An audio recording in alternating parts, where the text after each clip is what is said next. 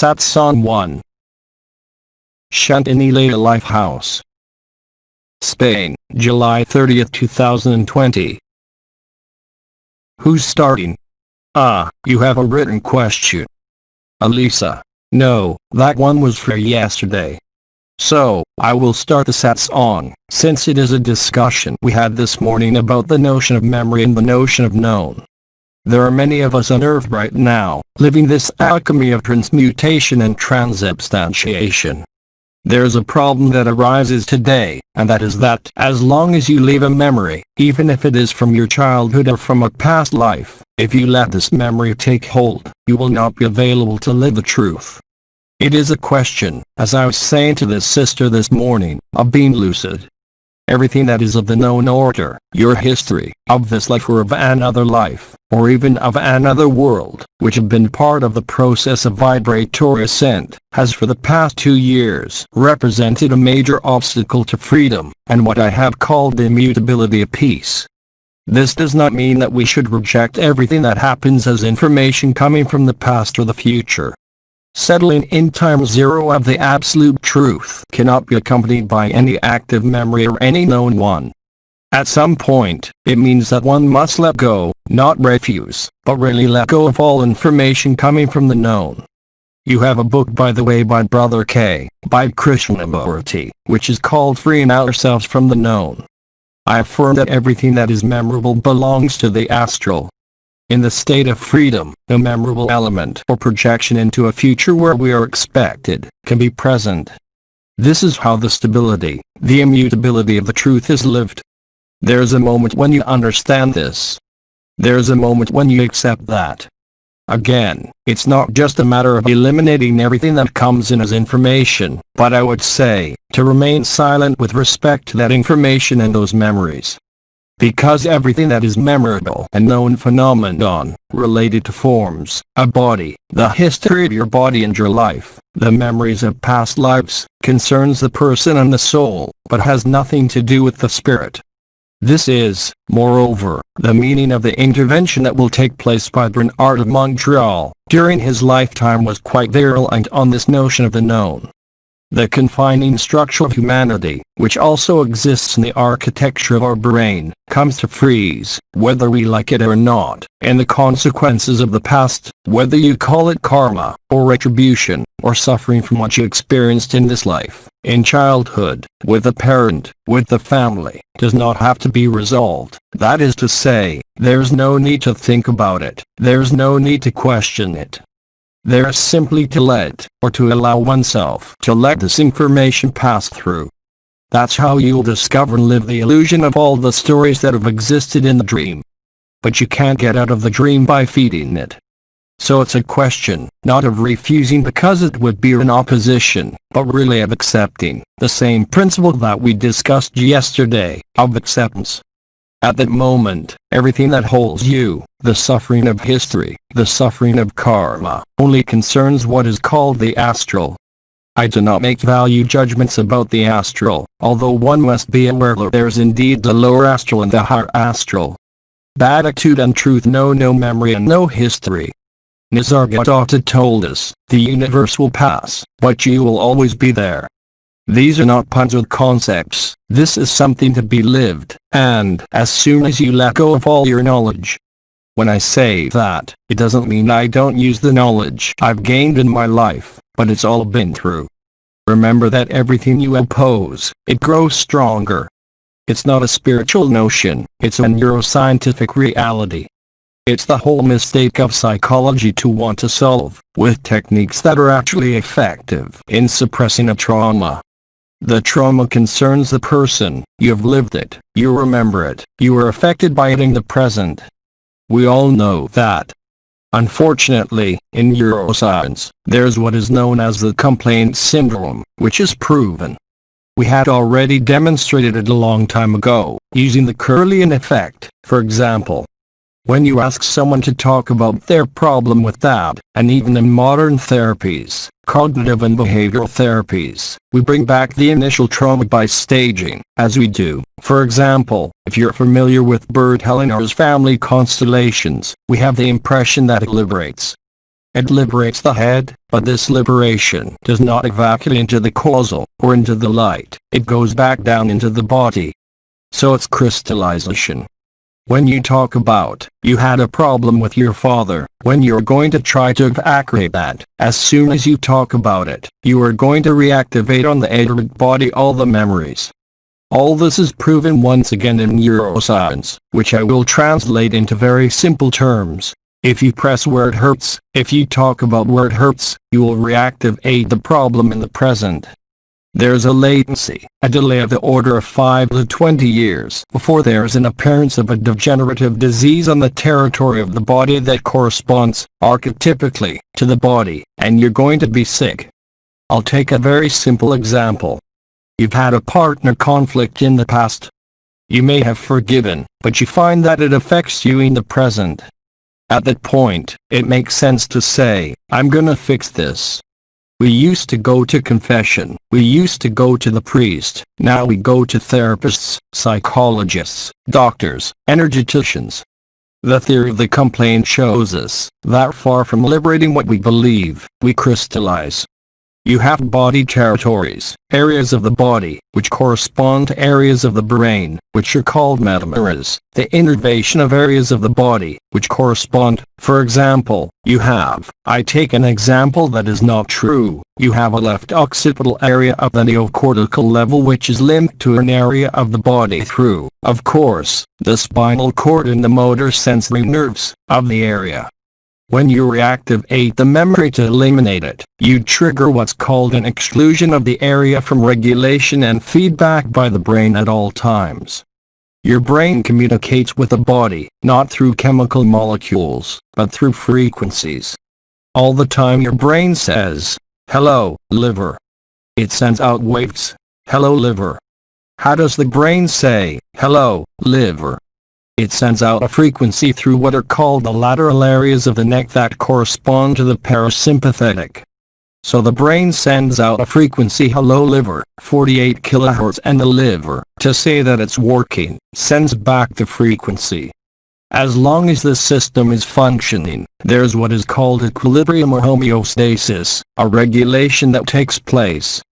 As soon as you're going to evoke, unconsciously because you're affected by a rape situation, you're going to activate the area of the brain that corresponds to the area of the body. The cephalic territory of the brain, which is in relation to all the organs, the release of the liver, will send its frequency and will no longer receive it in return. We all know almost all the symbolism of the human body. Each organ of the body is in resonance, of course, with the physiology that we know in medicine, but also with the psychology in all traditional medicines. If you take, for example, Chinese medicine, the liver, it is the organ that is in charge of forecasting and planning and becoming. Then, on the physiological level, of course, for example, it's a glycogen, the sugar, the regulation of sugar. But on the psychological level, it is also the particular functions. An emotion, a shock is not only in the brain and in the body, it is in both. As soon as you will lean your consciousness, your energy on the problem you have experienced, which is real, you will reactivate it. And it will come down over the years, over a period of time that is long, between 5 and 20 years. And you will inevitably, because the brain no longer regulates by frequencies, you will trigger a degenerative disease. It's constant. Current neuroscientific knowledge shows us that in a formal way. There's no possible freedom within the character and the story. This is an invitation, because of this real mechanism, not to oppose your injuries, your traumas, not to try to solve or even to forgive, but simply to absorb, to embrace this suffering. It illustrates everything I was saying yesterday. If you do this, which is neither energetic nor psychological work, that is the real resolution.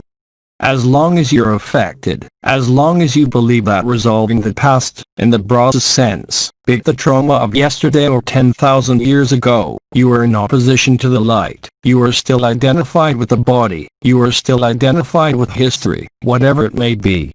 If you had been Abba, if you had been an Elohim, Mary, or a stranger in the street, it does not matter, you are depriving yourselves of freedom.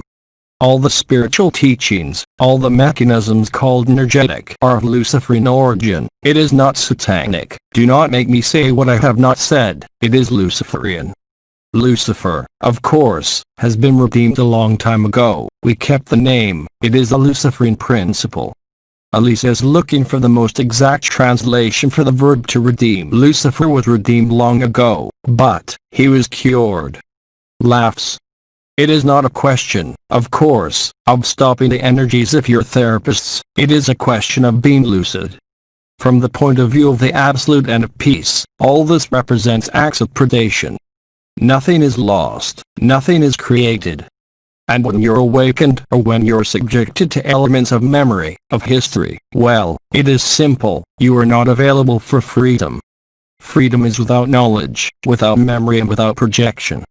There's no other way to live the truth of the present instant. What I have somewhat pompously called sacrifice is not a great loss, quite the contrary, but it is a liberation from the idea of being a person, from the idea of believing oneself to be subject to some karma, from the very idea of having something to repair. How do you want to find or remember who you are when you let history run its course? You are none of your sufferings, you are none of your memories. All memory mechanisms are inscribed under the law of the soul, which is a law of action/reaction. The soul is an obstacle to the truth. From the moment you understand, you accept this mechanism, experience it, and you will see that time zero, the present instant, is free of all conditioning, all karma and all suffering. That is immovable peace. At that moment, you no longer need to rely on energy, on form. You are no longer affected by memories, and then you see all that I explained yesterday about this inalienable peace, which cannot be amputated and which can only grow every day.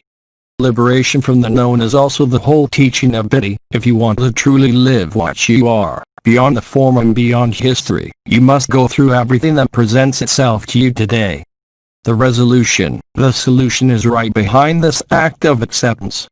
It is a direct, immediate path that is observable even by someone who feels nothing, because what has been lived cannot be confused with any story or scenario. There's really no one. But you don't need to get out of the body, as some people have done, for example, as in the story of Eben Alexander. You don't need to go in and take a vision. You just need to let yourself be liberated by the light, but certainly not by your will or desire. The light will literally come to wash, to forgive, all those illusions that you believe in. The consequence is a real freedom, as I said yesterday, which you cannot confuse with anything else. The solution is there. There's no other. And the solution is accessible to everyone, from the moment you accept, from the moment you place yourself in the heart of the heart. You decide it intellectually. It is not a meditation. It is not a vibratory rise. It is the great silence, which creates acceptance, and which not only transmits the stories, the memories, which dissolves the soul and allows you to discover the spirit and to live the spirit. You can't question whether you're there or not. If you ask yourself the question, it is because you're not there. This certainty is not a certainty based on a vision, on an energy, on the opening of the chakras, or on the constitution of the solar double, the body of eternity. It is linked to this silence, to this crossing that will make you discover that you're nothing of this character, of this form, and that you're nothing of what can be known or lived in this world. As soon as you have accepted it, intellectually, mentally, there's a change in the functioning of the brain. Different areas of the brain are activated. You are no longer subject, in any way, shape or form, to the so-called reptilian brain. You are in the freedom of the neocortex. Faced with something that arises in your life today, thanks to the intelligence of the light, it is never a punishment or a retribution, it is an illumination by the light. But, if you take hold of it to want to understand or to want to resolve, you are not available for the truth. You are still in character, somewhere you believe in the form here or elsewhere, it does not matter. I remind you that we are at the same time the totality of the created, that we are space, but that we have nothing to do with any limit whatsoever, whether it is a body limit, whether it is a dimensional limit. In truth, there is only beatitude, only felicity. That is awakening. It's not awakening memories of the past. Of course they'll awaken and they'll cross over, but don't feed them. Go to the divine indifference and you will laugh at yourselves. It is something to live and experience.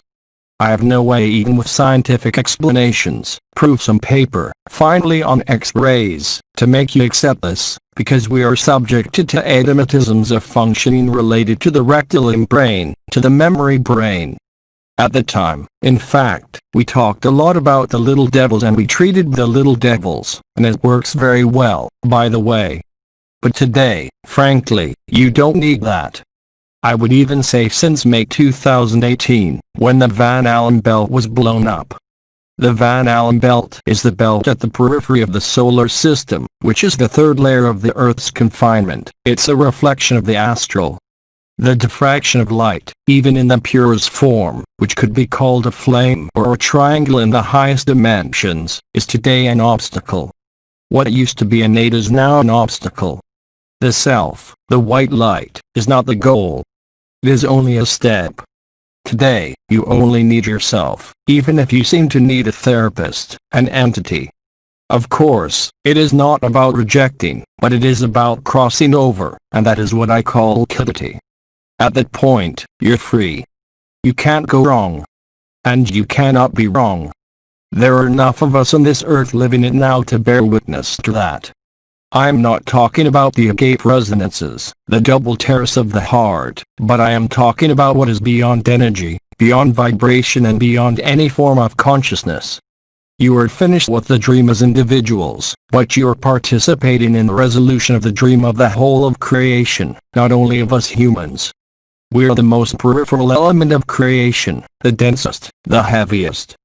But we are at the same time, as humans, the so-called Son of Man, we are the holders with the receivers of truth. An archangel is incomplete. It is totally incomplete because he has not penetrated matter. What has been called for a long time, ascension was a spiritualization of matter and not the flight from matter. You cannot escape from this body, even if you leave your body. Everything happens in this body and through this body. Anything that takes you elsewhere is not necessarily a mistake, but a waste of time, a waste of energy, and continues to expand consciousness. Nisargadatta said it well in the first part of his life. He said to cling to the self, to allow the solar body, the body of eternity, to appear and manifest. But that afterwards, even this body of eternity was to be lived as a total illusion. Once again, you do not need, perhaps, like me, I was made to go to all dimensions. I could travel. People saw me when I went to their homes, in any body of light. The body of light is a suit, a vehicle, of light certainly, but you will never be the vehicle. You are the light and you're interior to the light. There's no progression, there's no evolution. Evolution is a perspective of the person, of the soul, but the spirit is free. He does not need you, you are. I do not ask you to believe me, it is useless, especially not, but just try to live it and you will see. That is to say that as soon as a memorable element or an emotional, affective wound manifests itself in your present, in this experience, simply accept it. That's the resolution, really. As long as you stand in opposition, you are only reinforcing, which I have translated into simple terms. When you press where it hurts even more. For this, you must understand and accept the divine indifference that creates the crossing and acceptance. At that moment, you will find that the sufferings, the memories do not affect you in any way. You are stabilized in the truth. Of course, sometimes it is useful to treat a person. But you who are listening, I think your goal is freedom, it's peace. It's that state of agape. And once again, you can only see, you've become flexible regardless of your age. You are flexible physically, mentally, energetically. You stop at nothing. You let be what is. And then you flow with life. You are the way, the truth in the life, and there is no way, truth, life, that is all. Do you understand what I have just explained? Elisa exchanges with the group following requests for clarification and questioning. Elisa, concerning a sister, after a problem, we ask her how you feel. She says, the fact of saying I feel bad, do I bring it up to date? Yes, certainly. Elisa. So, how do you do it? She said. I just explained it. Elisa. So I tell her, if it is fine today, you're in the divine indifference. Elisa. Then she says, you deny it. Yes. Elisa. So you deny that you're in pain? No. Not at all. You are crossing over. I made it clear. There's no denying anything. It's about embracing it. Then I'll take it another way. Do you want to be free or do you want to heal? All right, I'll take it. I didn't say we shouldn't heal. If my back hurts, I'll throw stones at myself. It's the mental mechanisms. We experimented with it 30 years ago. So, I'm going to complete what I said in a very simple way. I said, do you want to be free or do you want to be cured? Be free and you'll be healed. What I'm talking about is transcendence. It's not a denial of healing. I never said it was. Like I said, you have to anticipate acceptance. Today if I say to you, put freedom first. Complaint theory tells us if you think of a symptom, you're in pain, it's normal, you think about it. And the more you think about it, the less chance you have of freedom. That's a point of view I'm giving you. I can't convince you. But you can very well put it into practice. I'm not talking about complicated words here. I'll take an example. I'll take an example concerning osteopathy. At the time we did not rely on scans, there was no such thing as a scanner, to rely on perceptions, but also on Kirlian. I will take a very simple example. You have someone who has a pelvic imbalance on the sacroiliac. You can see it on the Kirlian, in the index finger. This person is going to have a session with an osteopath. We'll do a Kirlian afterwards. It's healed. The energy is healed. 9 times out of 10, the symptoms, we know very well, they will do 1 or 2 sessions if it is crystallized problems, 1 session is not enough. And we could see gradually, by monitoring the Kirlian, the image of the sacroiliac attack, reappear. We'd say to the person, what did the osteopath say to you? Answer, oh yes, it's from the right sacroiliac, it's from my daddy. The disorder was getting worse. We'd say to him, remember what the osteopath did to you? It was disappearing. Your thinking is creative. I'm not talking about energy, I'm talking about your own mind. I'm not talking about excess mind, I'm talking about how the mind works. If, on the other hand, this person, today, knowing that it comes from his problem with his father, for example, all he has to do is absorb, really and sincerely embrace his pain and he will be free. It's as simple as that. But we're so used to functioning, even action/reaction, such and such an attack, such and such a chakra, such and such an energy, such and such a problem, that fundamentally, even if you treat one level, they're the pelvis and knee, it will crystallize.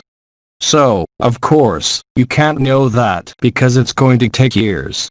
The most sensitive areas for this and the most reactive areas are not the osteopathic areas, they are the somatic areas that correspond to the breast in women, where they're in the territories of the body and the brain. The right breast is the partner, the left breast is the home, the place where you feel good. It may be home, but for some people it's their car. For others, it's the workplace. All the work of psychotherapeutic, psychological and energetic resolution will treat this level, yes, but what comes from memory is never eliminated. It crystallizes in the body. It comes out of your head. Someone who's worked on, for example, who's lived through a partner conflict. So, partner don't see the partner as husband or wife, that's all, that's a relationship between two.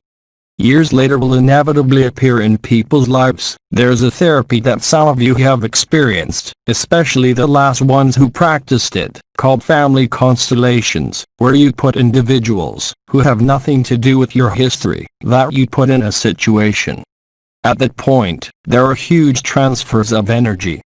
And then the cancer appears within 3 weeks. It is systematic. Cancer is a loss of control of the brain's regulation, through the lateral areas of the neck and the parasympathetic.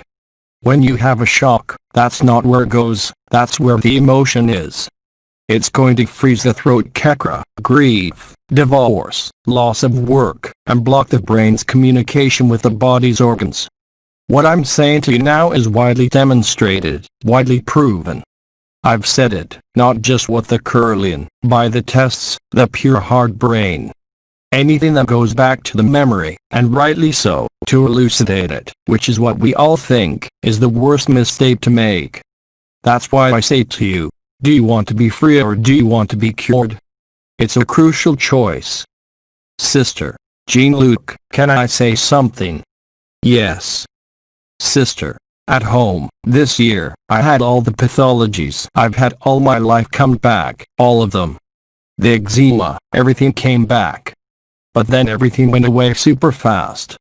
I accepted everything and I laughed because I felt there's something in my stomach, it's not totally healed, there's eczema, it's gone, it took 2 weeks.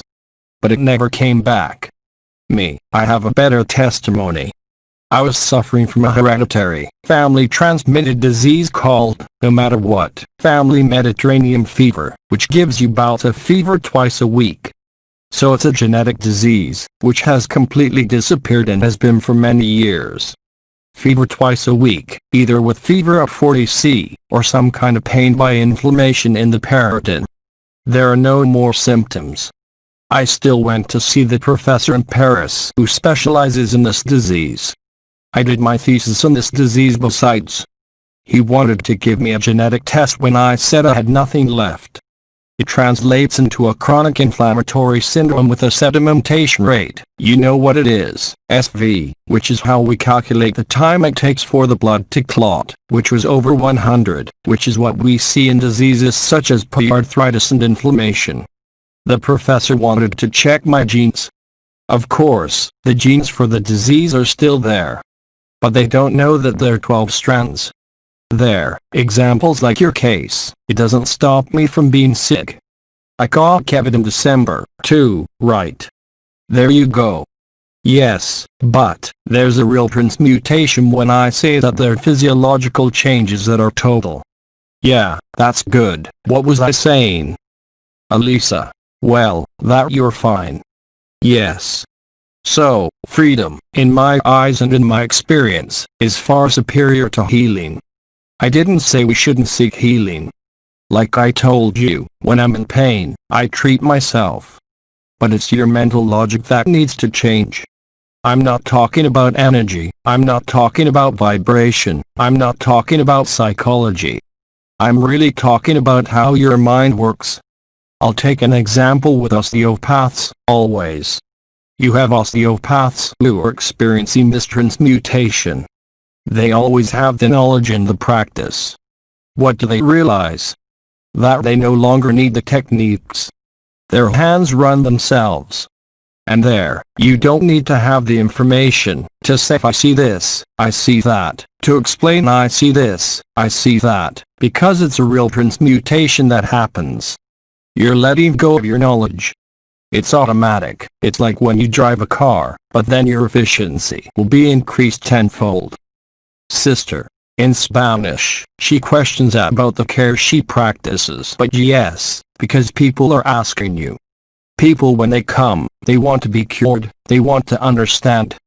Except that there's nothing to understand, because memory understanding locks you up, and, as an osteopath, the more you let go, the more you'll function like that. That's the example I was giving you with the crystals. We went through crystal training, and I showed you at the end that we didn't need that knowledge. Once again, it is a mental logic that needs to be changed, to see clearly, action/reaction or Thanksgiving.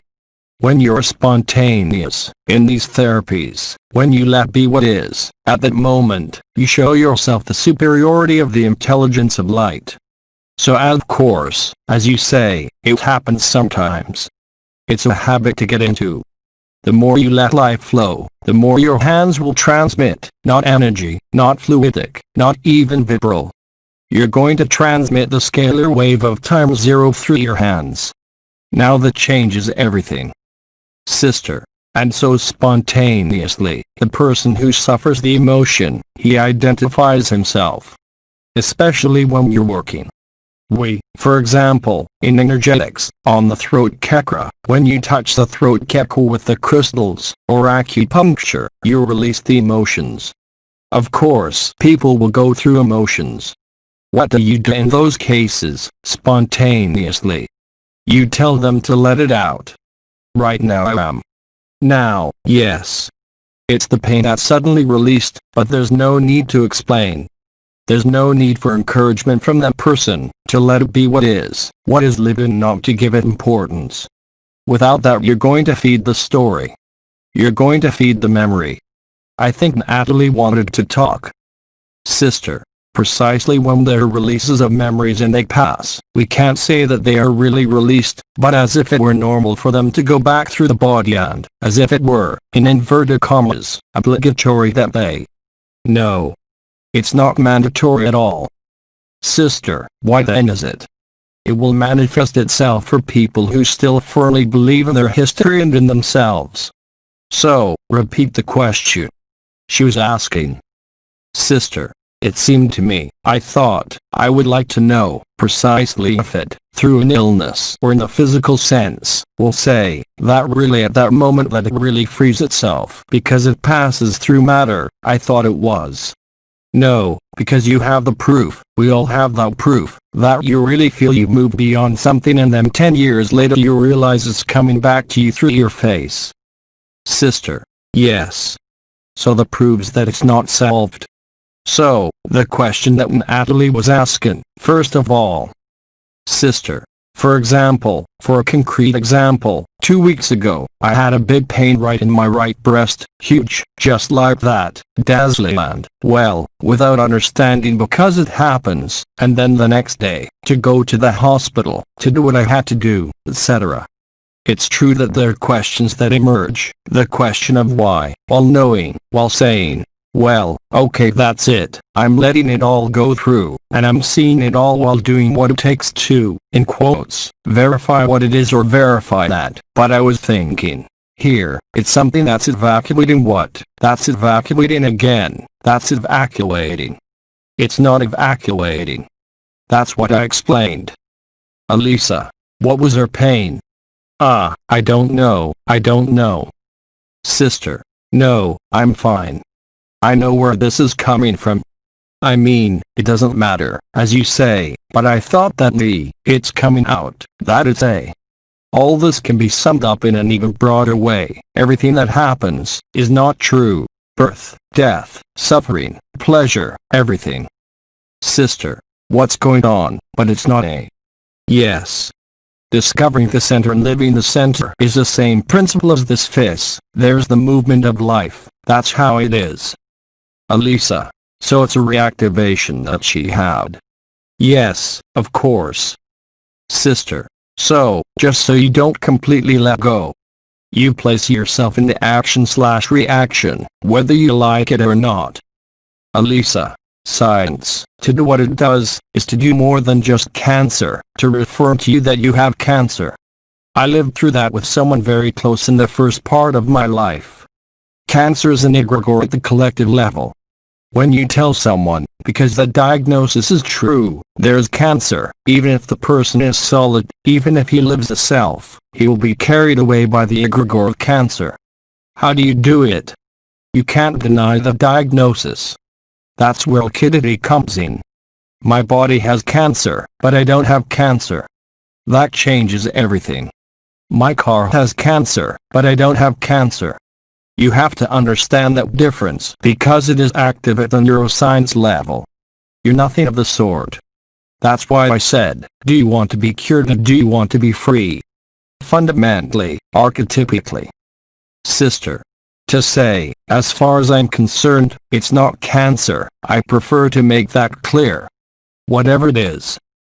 Sister. Anyway, so it's verbalized, it's actually a gift that passed through a vein in the breast and caused the pain, so it's, but for sure, that's it. You're talking in there. Mouths words. Sister, perhaps it would be interesting to clarify what absorption is. Yes, of course. Sister, or what it isn't, actually. Yes, it is. You need to mentally. But Elise didn't translate. Laughs, Elise's remark in Spanish. Sister, what is absorption, really? Yes, absorption of essences, reception. Biggie has repeated for years that you're not this body. All suffering comes from identification with the body. I'm in this body, yes, of course I'm in this body, but it's a vehicle, like your car. You have to maintain it, you have to service it, you have to do overhauls, but you would never think of saying, I'm my car. You are not that vehicle, it is a dream vehicle, even the body of eternity. So, the best attitude, the best posture, is as Biddy used to say at the time, rebuttal. There's no question of denial. You are in this body. It's here. It's here. Even if he passes, he's there, and you're in it. But as soon as you think I have cancer, the implication is dramatic in terms of brain function. Elisa, I'm going to tell, anyway. Go ahead, tell your story. No, because it's true. I felt that way. 20 years ago, I had cancer in my right breast, and then, when I was diagnosed, the doctor told me, you have cancer. So, you see, it was, you have cancer. I recorded, egregore, dead, you're going to die. So, me in my head, I'm going to die. Right away, I got the information. So I went straight to acceptance. Automatically, in a few seconds, I'm going to die. Okay, I accept, and now you have no reason to die. Elisa, no. I healed right away. It crystallized, I didn't get cancer. Absolutely not. That's how it works. Elisa, it's true, I never accepted death like that day. It's true, when you're given the diagnosis, you've lived it, you're immediately placed in the egregore. You have that, the egregore falls on you, and I saw it with my first wife. There's before the diagnosis, and there's after the diagnosis. Elisa, she didn't accept it. No, fear of death. Acceptance is resilience. Not everything that happens is true. We're all subject to what happens. So it's really a posture, a behavior, which is neither emotional nor energetic. It's played out in the mind directly. Think that you're free, even if you feel trapped everywhere, and freedom will find you. That is not positive thinking, nor the power of intention. It is precisely the absence of intention. There's a very well-known site on the internet, which not long ago published an article on the damage that is caused by the law of attraction. When there's attraction, you forget the other term that balances. Attraction/repulsion. Attraction door, it's there, point on the left side of the forehead. Attraction/repulsion, it is the balance of times zero. It is to get out of the inexorable duality of this world, and to penetrate the law of grace with full foot. Once again, it doesn't mean that you shouldn't take care of your body. If you're in pain, as we say every time, it's your duty to take care of it. But leave him alone. He's the one who recorded a memory, you're not that memory. Take advantage of these blessed moments we're having, to solve this equation. It is not solved by energy. It is not solved by the rise in vibration. It is only solved by your mental posture. As long as your mind, your intelligence, is colored by the astral, suffering, memory, history, you do not see clearly. You are not lucid. You are subject to your emotions, subject to your history, and subject to your memory. There's no space for freedom in there. Freedom has nothing to do with it. And it is lived through this body. And if you're identified with the body, you can't get out of it.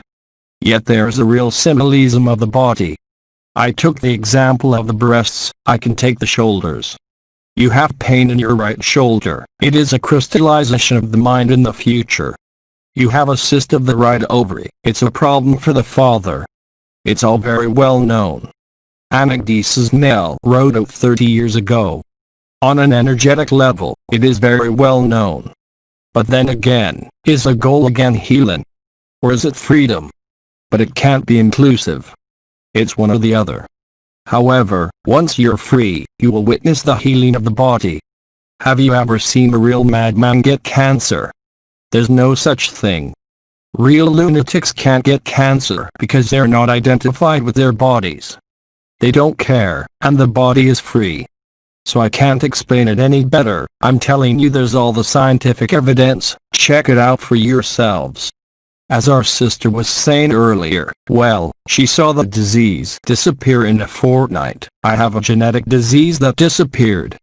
That doesn't stop me from being sick like everyone else. The more you leave the body free, you're talking at the same time. That's not right. Sister, it's in the posture, in the way you handle the pain. Yes, but especially not to be identified with that body. You are in this body, you are in this consciousness, but you are not the consciousness. You are pure bliss and pure bliss. All the mystics have said it. Well, I'm not making this up. So, we are all listening or following the teaching. I'm not talking about gurus, but about what Brother K or Oma and others may have said. But at some point you have to be autonomous. You are the integral sovereign. You see that everything is done in society for you to be especially not autonomous. Think like that, try to think like that. It is a great step that you're taking in your freedom, to remember who you are before creation. All that Nisargadatta or Biddy has been able to say now, since 2012, are not concepts. It is not a belief, or a sect or a religion. It has nothing to do with that. Freedom and truth, and that's what we also said. What Cousin says, the more we are going to be locked up, it's called confinement, the more we are going to find each other. Alisa, confinement, isn't that a term of the state? Yes. Oh yes, of course. Containment means being in an enclosed space. The more you're confined, the freer you'll be. That's right. You have no more opportunities to participate in society. And when you're confined, you find the door to get out. That's what happened here during the 2.5 months of confinement. That's exactly what happened. Another question. Alisa, she says that, what does it mean when you're welcoming the other person and I manifest the other person's problems in me? Then it can be called empathy, but today it is transmutatory. 2 years ago I had already explained kinetics. I was going out of my body and going to people, not in a body, not in the Idade double, but in a body of light. Sometimes I went with Biddy, people saw 2 people.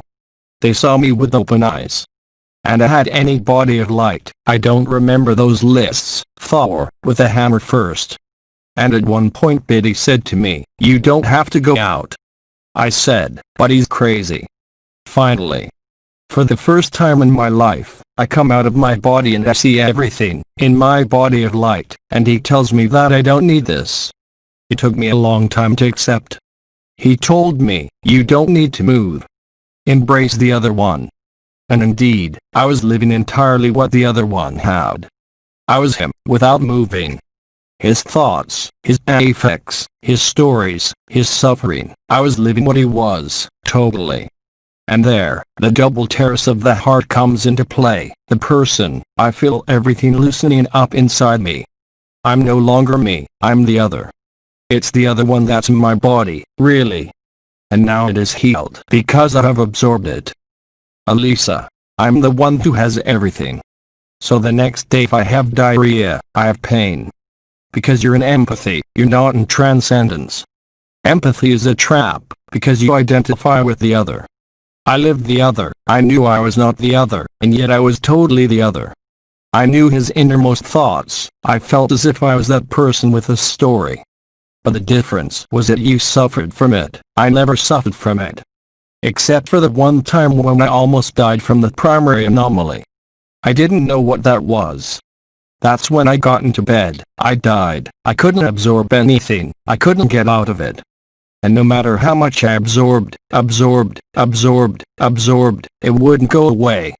I was starting to get really worried, and I couldn't move. And at some point, I let go. I said, well, come on, I'm not absorbing, I'm not rejecting, I'm just standing there and waiting. In 20 seconds it was over, and the primary anomaly was dissolved. It was just about the same time I went to Van Allen's bell to break all the mirrors. And from then on, I didn't have to move, go out, or greet the other one. just to be in this time zero and the intelligence of the light or not. I don't decide anything. And now it's just this. Everything else, even these multidimensional accesses that I have already experienced for longer than that, is cinema. It's just another theater scene. There's no theater. There's only pure felicity. First of all, you have to accept it intellectually, because if you think, oh la la, I'm not there yet, you're already distancing yourself. Accept that you're this pure felicity and you live it. If you're sincere, honest, you are carried away by the truth. You've become the truth. At this level, you cannot lie to yourself and, above all, you cannot be mistaken. And that changes everything. And at that point, what happens? You go back down to your simplest humanity, to your simple human side that is there, that lives, that does not ask questions. Blessed are the simple of spirit. Those who have more problems today are those who are still inscribed in the spiritual stories and even in the history of Ouro's dimensions. They are clinging to their archangel seal, clinging to the vibration, clinging to their vision. We have to let go of all that. Freedom, it is here, it is not elsewhere. It was a step that allowed the dream to be revealed, and now we must stop dreaming. And, I repeated it iteratively, you can't go wrong. If you're wondering whether you're living a gape, you are certainly not living it. If you ask yourself the question of freedom, you are not free. That is why I say, and those who have known me for a long time know it, that I have a life that is the simplest, the most human. I eat, I smoke, I live. And it all happens in an incredible fluidity. This is a testimony of what I live that I give you. It's not a philosophy. If I were alone, well, come on, one more lunatic. But, what I'm telling you, as Biddy used to say, my words cannot fail. I assure you that what I tell you, which is not to be believed but to be lived, cannot fail. Let go of everything you care about. And when I say let go, I don't mean let go. Because some people think that letting go of your husband means first of all abandoning him, leaving. No, that's not it. Be available for the now. Be available for freedom, but not for a script or a story. When I said it's all written and you wrote it, that's the strict truth. We're all in exactly the right place. Yes. Sister, when you say all, you mean absolutely all. Laughs. Elisa, everything is written. How? Yes. Sister, everything you said, everything. Sister, absolutely everything. I demonstrated this in 2018 with the songs the singers had written, which talk about what we are living now. Absolutely everything. Not an iota hasn't been written. You just follow what has been written. Sister, but even a small movement. Sister, but even a small movement. Elisa, every little move, everything. Absolutely everything. And it's not possible otherwise. But that, in the end, doesn't bring you anything. I lived it, I see it every day, but it's a relief. Because when you place yourself in this obviousness, you're going to realize that your life is going to flow. Laughs. As Nisargadatta said, when I see that I am nothing, it is love. When I see that I am everything, it is wisdom. There's nothing spiritual, there's nothing material.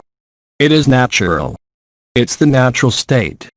And today your mind, since the collective astral has been partly dissolved for years, and the Van Allen belt has been dissolved, you are no longer subject to the egregores, religious, cancer or otherwise. I remind you of the enormous weight of what we call simple habits. I take my coffee and I turn it upside down. That's not good for coffee. It's a habit. So, it requires lucidity, an observation that doesn't judge, to turn it in the right direction. That's all it takes.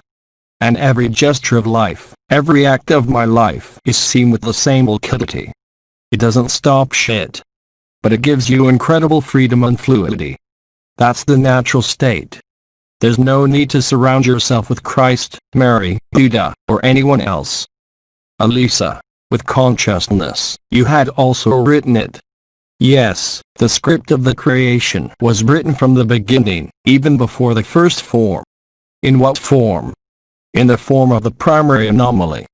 When the light sees itself, it is deformed, it is amputated.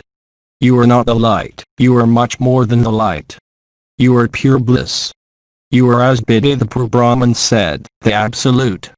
And what is magnificent is that today, more and more of us are living it, discovering it, and this movement will never stop until the event. Except that, since the confinement, I still have the impression that the dice have been thrown. Perhaps I am wrong, I cannot affirm it. But maybe things are frozen as they are, and everyone is in the right place to live what they have to live to be free. True intelligence, that is to say the ability to connect things, it means nothing more than that, appears from the moment you let go of all the stories, all the scenarios. At that moment you are, as I say, available for the truth. Elisa, I got lost. You got lost. When you let go of all the stories, all the claims, when you let go in the archetypal sense of the word, that is, as in moments of despair, we call it resilience, you go so far down, that at some point you can no longer fight, and you let go. At that moment in your brain, you are bathed in oxytocin, which is the neuromediator of beatitude. When a woman nurses the baby, she releases oxytocin. I have the memory of a woman's life, even though I am not a woman today, where this feeling at fullness, at the moment of breastfeeding, the fusion with the baby, is enormous. What is called openness, which is not freedom, but which is a first step, and is linked to dopamine. Bliss is related to oxytocin, all that we know. There's a branch of neuroscience called neurotheology. We know perfectly well the egregore. All mystical processes are visible in the brain. When you're in the present instant, canals are activated. If you get a CAT scan, you'll see swelling in these areas. Someone who has had a near-death experience, whether it is complete, that is, after the light, or incomplete, it causes the same edema. Someone who is going to die will also have this edema. The American doctors, whatever their names may be, found that the area of the left brain, not the right, which is called the motor cortex, which allows me to say, on the other side, was completely transformed by the approach of death through a mystical process, so much so that this hit point, above the left ear, there, was called the area of God or, if you prefer, of access to multidimensionality. It has been discovered over the last 7 years, that there are actually genes, a gene that codes for multidimensionality.